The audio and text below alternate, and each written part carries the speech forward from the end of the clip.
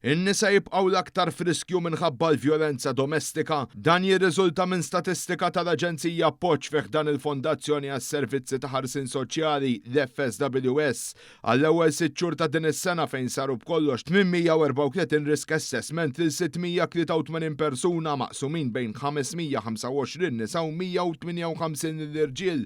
Dan ifisser total ta' madwar 140 assessment fix-xahar bl-aktar faxex tal-età u x-xettibli ikunu dawk ta' bejn il-35 u l-44 sena, waqt li jirriżulta li 83% tal-każ involvew Maltin.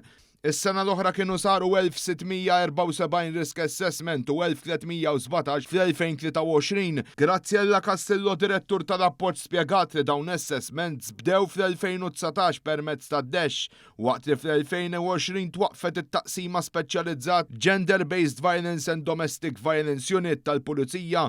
Illum is-servizz joffri assessjar 24 sija kuljum minn żewġ uffiċini u jsir biss minn ħaddiema mħarġin u liċenzjati. Minn Lulju tas-sena l-oħra tneħħa l-użu tad-Desh u bdew jintużaw żewġ għodod ġodda, id-Danger Assessment Jewels DA u l-Ontario Domestic Assault Risk Assessment fil-qasir ODARA.